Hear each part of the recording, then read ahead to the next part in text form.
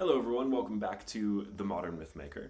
Today's post is called How to Buy Happiness with Money, because I have done it and I have not done it. I have wasted a lot of money, but I've also actually bought things that have made me measurably happier. And I went over the science of how this actually works and wrote a post about how you can actually use money to purchase happiness, and also how you can use money to completely destroy your happiness. So let's get into it. Money buys happiness when it's used to enable things that weren't possible before with people that you love. Money does not buy happiness when it just adds more stuff on top of the stuff that's already there. Now, last summer, I bought a rooftop tent for my truck. I bought it on Facebook from a retired Marine who wanted to upgrade to a lighter, more expensive one. Since the manufacturer had gone out of business, he gave me an awesome deal on it. I've since slept in it 50 to 100 times. I think my cost per night of sleep in it is now down to like $5 a night. I've driven it all over the country, and I've lived in it for weeks at a time. Last month, my girlfriend and I lived in it for 18 days straight, working from a Starlink out in the middle of Montana and Wyoming. Before I had that tent, I had to sleep on the ground in my backpacking tent if I wanted to go camping. I'd usually sleep pretty terribly. Now I can bring my bedding from home and get great sleep in the backcountry, since weight is not an issue with the rooftop tent. The $800 I spent on that tent directly and measurably improved my happiness by opening up a new awesome capability, which was the ability to stay in the woods for longer with people I love. Clearly, money can buy happiness, but many people end up going broke, drowning in stuff that doesn't make them happy at all. And the truth is, they're using money completely the wrong way. Now, there is a formula that you can use before making any purchase that will reliably tell you if that purchase will make you happier.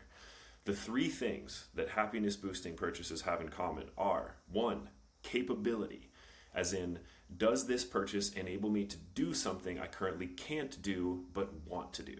So, yes would be, it's likely to produce a sustained bump in happiness.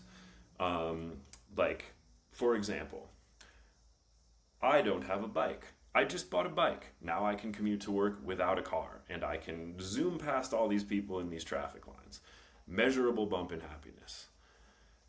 It'll be a no if it just makes an existing activity marginally better. That's likely to be a very, very short-term happiness boost. Like, let's say you have a bike and you're like, I want a second, vastly more expensive bike. That's not going to boost your happiness that much because you already have a bike. You already have the capability. Now, the second piece of buying happiness with money is experience. And the question you ask yourself there is, will this purchase lead to repeatable, meaningful experiences, not just one-time enjoyment?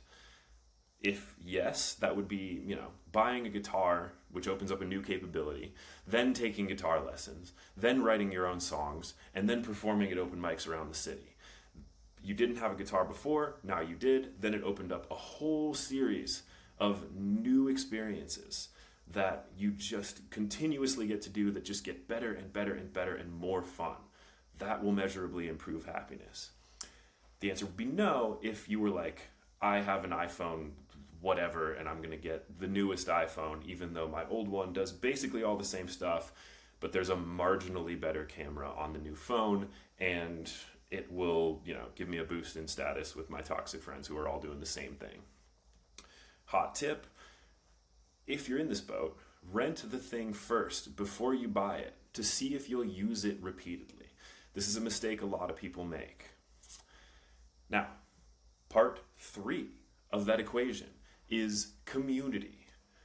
And that question you would ask yourself there is, will this purchase give me a way to share experiences in a way that brings me closer to other people?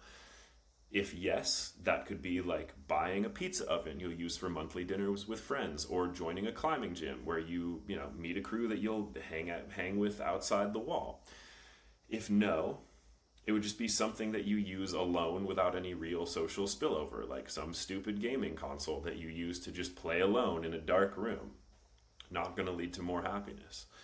So, to recap, if you are thinking about a purchase, does it open up a new avenue of a new activity that you can do that you're super excited about?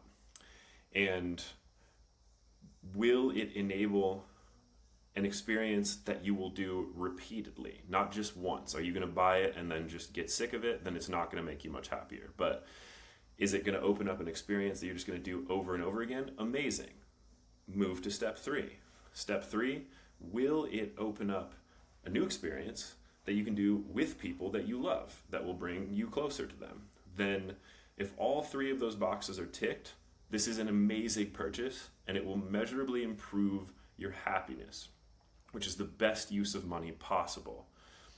Now, personally, as a bonus happiness boost, I really like a good story. So if I can get something in a creative way that makes an awesome story and will be a much better deal than anyone else gets, it always makes me happier. Like, anytime someone asks me about my rooftop tent, I'm like, oh my God, I got it at such a discount. This guy didn't want it. The manufacturer doesn't exist anymore.